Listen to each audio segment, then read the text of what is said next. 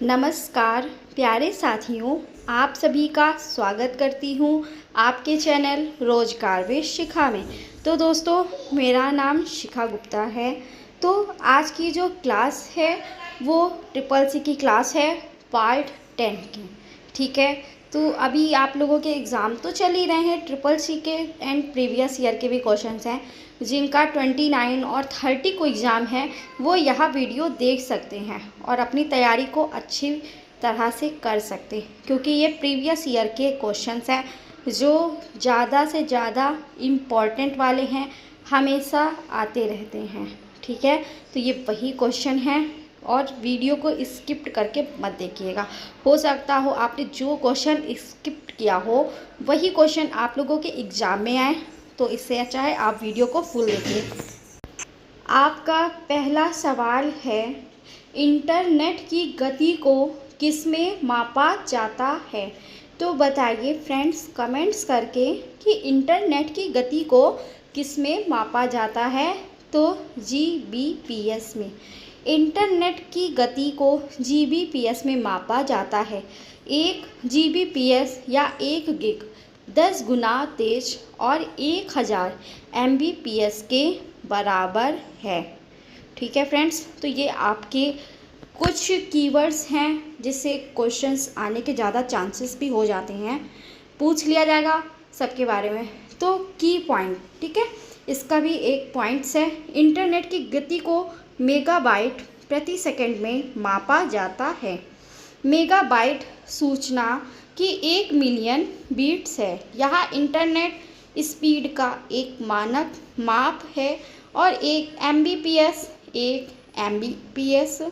और 1 एमबीपीएस से 1000 गुना तेज है। ठीक है फ्रेंड्स, तो चलिए आगे चलते हैं, देखते हैं अगला क्वेश्चन आपका कौन सा है। तो पूरे प्रोग्राम को मशीनी भाषा में कौन परिवर्तित करता है? तो बताइए पूरे प्रोग्राम को मशीनी भाषा में कौन परिवर्तित करता है? तो कंपाइलर। चलिए आगे चलते हैं, तीसरा क्वेश्चन है आपका, पहला इलेक्ट्रॉनिक किसने विकसित किया था? इलेक्ट्रॉनिक कंप्यूटर किसने विकसित किया था? तो जेवी अंतशाफ जी ने विकसित किया था। मोस्ट इम्पॉर्टेंट है। सबसे पहला कंप्यूटर कौन सा था? तो सबसे पहला कंप्यूटर ENIAC था। ठीक है, पूछे जाने वाला है, ट्रिपल सी से रिलेटेड है, तो कंप्यूटर के भी क्वेश्चन आएंगे, इंटरनेट से भी आएंगे। सर्च इंजन के नाम बताइए। तो बताइए आप किस मतलब कौन से में आप सर्च इंजन है, किससे सर्च करते हो हर चीज़? तो गूगल, याहू, वेदू, बिंग। ठीक है, आगे चलते हैं। किस पीढ़ी में कंप्यूटर में मल्टी प्रोसेसिंग का प्रयोग शुरू हुआ था? तो बताइए किस पीढ़ी में शुरू हुआ था मल्टी प्रोग्रामिंग का प्रयोग? तो तीसरी पीढ़ी में शुरू हुआ था। चलिए नेक्स्ट पे, डॉट मैट्रिक्स किस उपकरण का सिद्धांत है? तो डॉट मैट्रिक्स प्रिंटर, ठीक है, प्रिंटर का सिद्धांत है। नेक्स्ट है, पर्सनल कंप्यूटर के लिए सबसे साधारण स्टोरेज डिवाइस कौन सी है? तो बताइए पर्सनल कंप्यूटर के लिए सबसे साधारण स्टोरेज डिवाइस कौन सी है? तो फ्लॉपी डिस्क है। नेक्स्ट पे चलते हैं फ्रेंड्स, देखते हैं अगला क्वेश्चन। ये जो सारे क्वेश्चन है बहुत ही ज़्यादा इम्पॉर्टेंट है। कंप्यूटर की घड़ी की स्पीड की गणना की जाती है, तो किस में की जाती है? तो बिट में की जाती है। जिसने भी चैनल को सब्सक्राइब नहीं किया है तो प्लीज़ चैनल को सब्सक्राइब और लाइक कर दीजिए। कौन सा ईमेल प्रोटोकॉल ईमेल क्लाइंट को मेल सर्वर पर संग्रहित ईमेल तक पहुंचाने की अनुमति देता है? तो कौन देता है?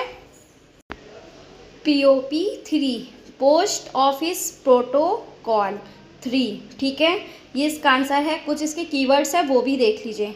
POP3, अब आपको पता भी नहीं होगा POP3 क्या है, कैसा है, क्या उपयोग होता है, तो मैं आपको बता रही हूँ। POP3 एक ईमेल प्रोटोकॉल है जिसका उपयोग ईमेल क्लाइंट मेल सर्वर से ईमेल पुनः प्राप्त करने के लिए किया जाता है।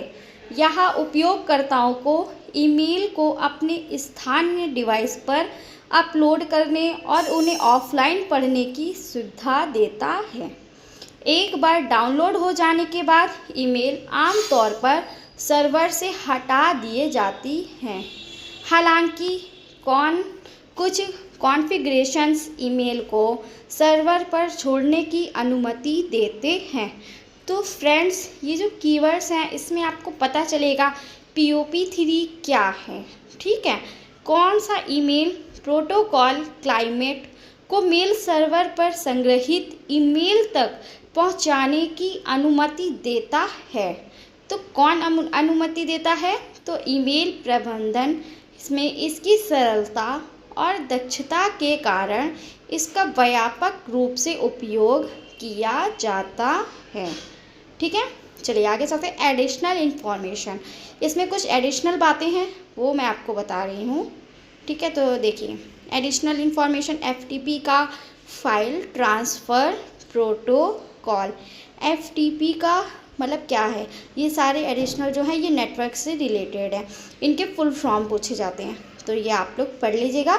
FTP का उपयोग नेटवर्क पर कंप्यूटरों के बीच फाइलों को स्थानांतरित करने के लिए किया जाता है, ठीक है। SH का सिक्योर सेल, अब आपको SH का पूछेगा कि इसका फुल फॉर्म क्या होता है, ठीक है, और इसके कीवर्ड्स भी पूछ सकता है। तो तभी मैं ये सारे कीवर्ड्स लेकर के आई हूँ, ताकि आप लोग इसको पढ़ोगे आप लोगों को समझ में आएगा कि इसका मतलब क्या है।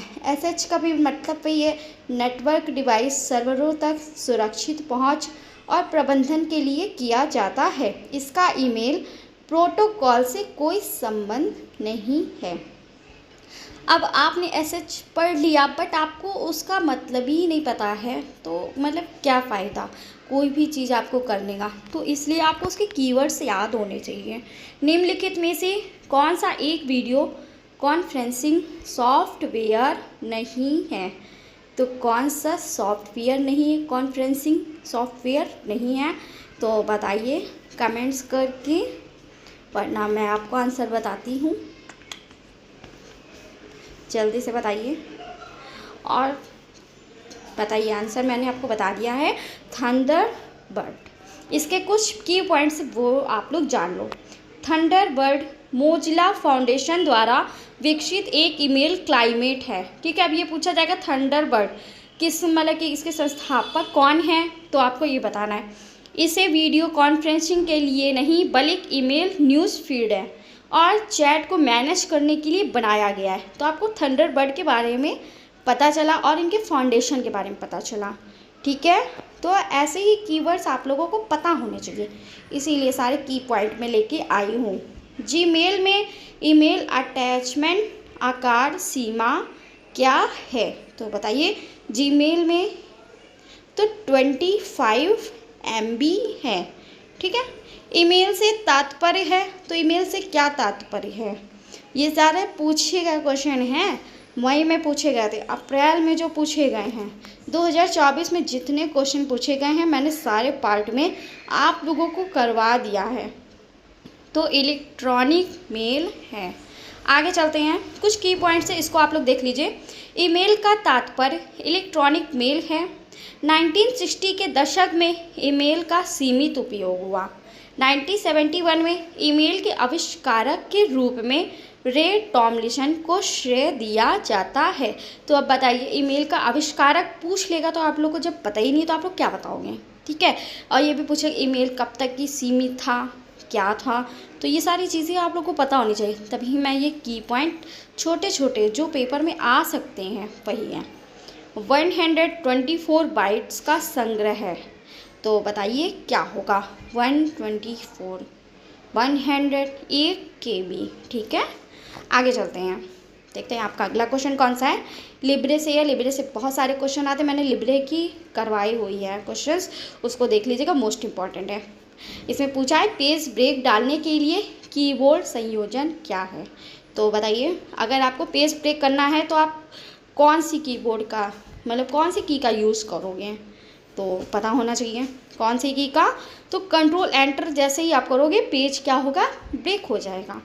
लिब्रे ऑफिस राइटर में टेम्पलेट के लिए फाइल एक्सटेंशंस क्या है।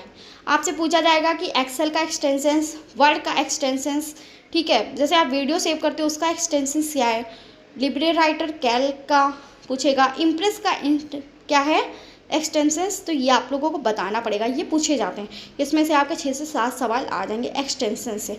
तो .ott एक्सटेंशंस है, ये किसका है, लिब्रे ऑफिस राइटर का। कैल में एक फॉर्मूला हमेशा प्रतीक से शुरू होता है, तो बताइए ऐसा कौन सा जो फॉर्मूला है जो प्रतीक से शुरू होता है। वो भी कैल की बात कर रहा है, ना कि आपके एक्सेल की बात कर रहा है, ठीक है। एक्सेल और कैल में थोड़ा बहुत तो चेंजेस ही हैं, ठीक है, बट अब लिब्रे ऑफिस कैल जो है वो तो कोई चलाते ही नहीं, अब एक्सेल ही चल रहा है। चलिए आगे देखते हैं क्या होगा। आप लोग कुछ गाइड करो कि क्या हो सकता है। तो क्या होगा, इक्वल का ऑप्शन होगा। चलिए, फॉर्मूला कॉन्स्टेंट CCC तैयारी, तो बताइए इसका फॉर्मूले से क्या होगा, परिणाम आप क्या देखने, ये एक्सेल का फॉर्मूला है, ठीक है, फंक्शन से सवाल है, तो क्या होगा, एक ही में कॉन्स्टेंट मतलब एक ही में ज्वाइन कर देगा, CCC तैयारी, अभी तो ये अलग अलग है, अब क्या करेगा, एक ही में कर देगा, ठीक है। तो ये फॉर्मूले आपको पता होना चाहिए किस फॉर्मूले में क्या लग रहा है, ठीक है। लोअर केस है, अपर केस है, ये सारे पूछे जाते हैं। अपर केस के बारे में बहुत पूछा जाता है, लोअर केस के बारे में पूछा जाता है, तो वो चीज़ आप लोगों को पता होनी चाहिए, ठीक है। तो आगे देखते हैं, लिब्रे ऑफिस कैल में कितने प्रकार के सेल रेफरेंस होते हैं, तो बताइए कितने प्रकार के सेल रेफरेंस होते हैं। इसका आप लोग कमेंट में आंसर दोगे, इसका आंसर मैं नहीं बताऊंगी। अगर आप लोगों का कोई भी गलत कमेंट्स आया या आंसर आया तब मैं आप लोगों को बताऊंगी। तो दोस्तों, वीडियो अच्छी लगी हो तो लाइक और सब्सक्राइब करना ना भूलिएगा। जुड़े रहिए अपने चैनल रोजगार विद शिखा में। जय हिंद, जय भारत, मिलते हैं।